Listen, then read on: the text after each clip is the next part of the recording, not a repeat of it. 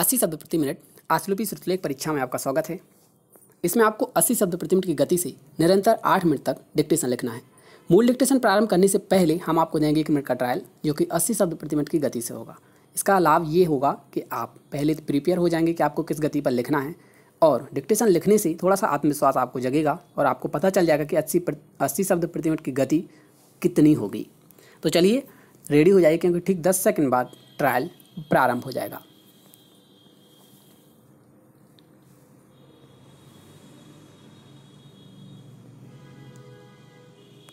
मैं दूसरी बात यह कहना चाहूँगा कि प्रांतों और केंद्र सरकार की जो सशस्त्र बल हैं वे इतने तैयार, शक्तिशाली और मजबूत हैं कि ऐसी जो भी गतिविधियां होती हैं उनसे हमें डरने की ज़रूरत नहीं है।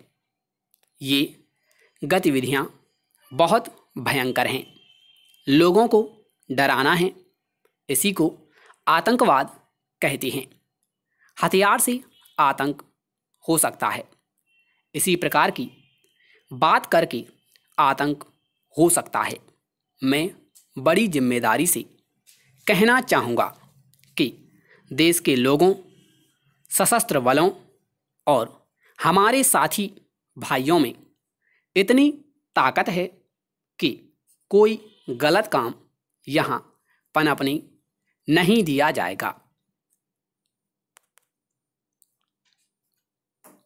ट्रायल समाप्त हुआ। उम्मीद है आप लोगों ने लिखा होगा। तो इसी गति पर आपको निरंतर 8 मिनट तक डिक्टेशन लिखना है। तो रेडी हो जाइए, क्योंकि मूल श्रुतलेख 8 मिनट का है और आपको निरंतर लिखना है। लिखने में दिक्कत ना हो, अगर आप पेंसिल से लिखते हैं तो 2-3 पेंसिल रेडी करके रखें, और पेन से लिखते हैं तो बहुत अच्छी बात है। मूल श्रुतलेख स्टार्ट होगा ठीक 10 सेकंड बाद।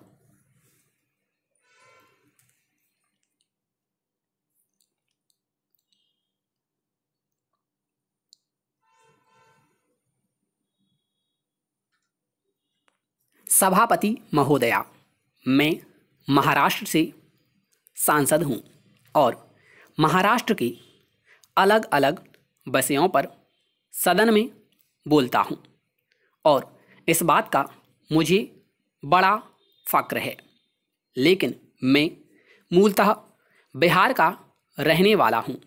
बिहार मेरी जन्मभूमि है, इसलिए जब बिहार के विकास के संदर्भ में माननीय सदस्या पुतुल कुमारी की तरफ से संकल्प प्रस्तुत किया गया, सभी का मिलजुल जो संकल्प है, उस प्रस्ताव पर बोलने का मैं अपना लोभ संवरण नहीं कर पाया। यह बात सही है कि बिहार का विकास होना चाहिए। बिहार विकास की गति में बहुत पीछे छूट गया है।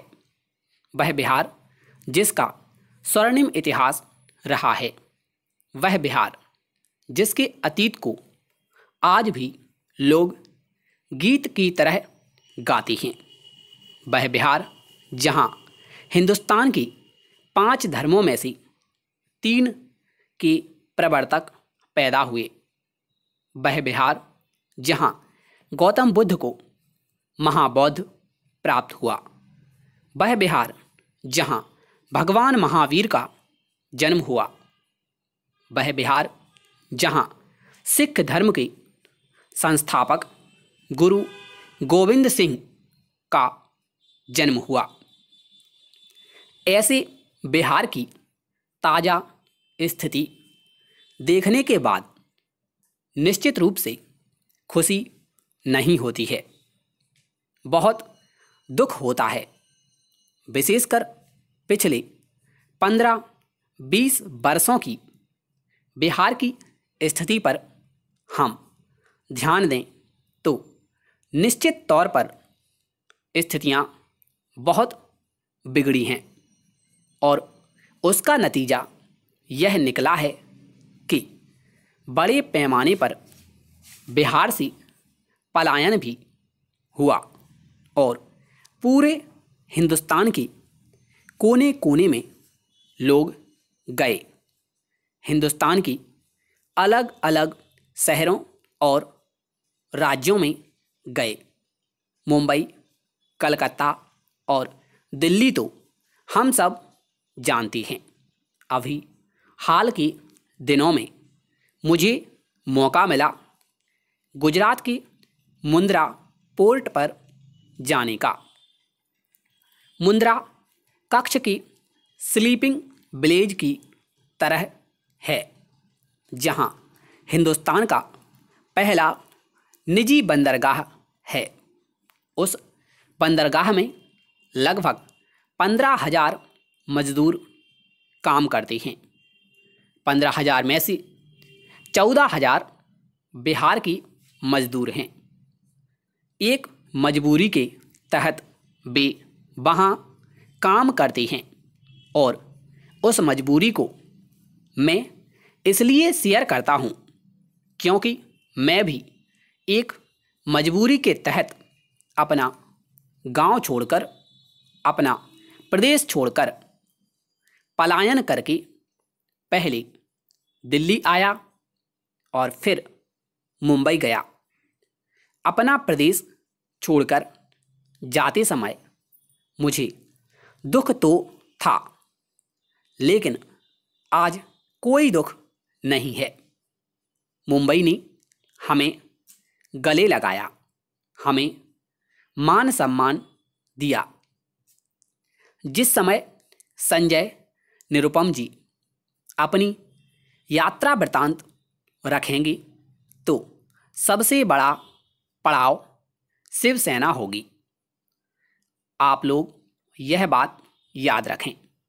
मैं इस बात को नकार के यहाँ खड़ा नहीं हूँ, बल्कि इस बात को स्वीकार करके मैं यहाँ खड़ा हूँ। आज मुद्दा यह है कि जो प्रस्ताव है वह बिहार की विकास की संदर्भ में है। बिहार को स्पेशल स्टेटस मिलना चाहिए, ऐसा प्रस्ताव है।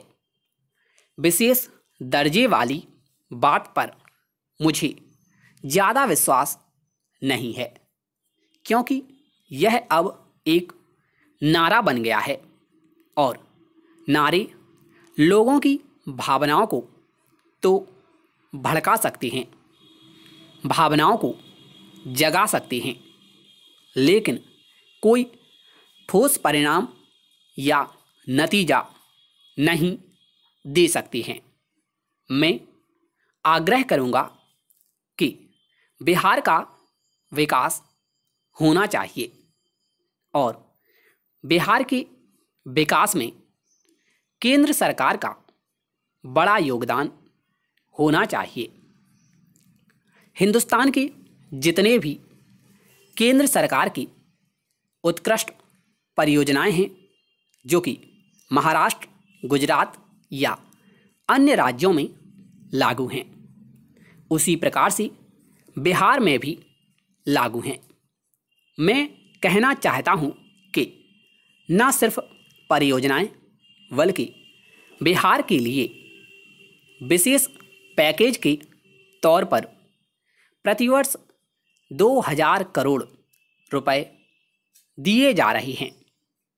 पिछले 3 वर्षों में बिहार में विकास की अलग अलग योजनाओं को लागू करने के लिए 10,400 करोड़ रुपए दिए गए हैं। मुझे लगता है कि बिहार की जनता की तरफ से जो मांग हो रही है, उस मांग का समर्थन और सम्मान करते हुए इस प्रकार का कदम केंद्र सरकार की तरफ से उठाया गया है। मैं यह बात विशेष पैकेज प्रोग्राम के लिए बोल रहा हूं। केंद्र सरकार की जो अलग अलग परियोजनाएं हैं उनके लिए बिहार को 30,000 करोड़ रुपया पिछले वर्ष सरकार की तरफ से दिए गए। इस साल अब तक 6,000 करोड़ रुपए दिए जा चुके हैं। इससे पहले साल में 12,000 करोड़ रुपया दिया गया था। अगर आप पिछले 4-5 वर्षों में देखें तो 60,000 करोड़ रुपए केंद्र सरकार की तरफ से बिहार सरकार को विकास योजनाओं को लागू करने के लिए दिए गए हैं। इसके लिए मैं यूपीए सरकार को बहुत बहुत धन्यवाद दूंगा और केंद्र सरकार का अभिनंदन करूंगा, क्योंकि बिहार के इस दुख को कहीं ना कहीं केंद्र सरकार ने सुना और उसके हिसाब से कार्यवाही करके यह कदम उठाया है। डिक्टेशन समाप्त हुआ। उम्मीद है आप लोगों ने लिखा होगा। 5 मिनट तक आप डिक्टेशन को पढ़ सकते हैं और उसके बाद 60 मिनट के अंदर आपको इसे ट्रांसलेट करना है।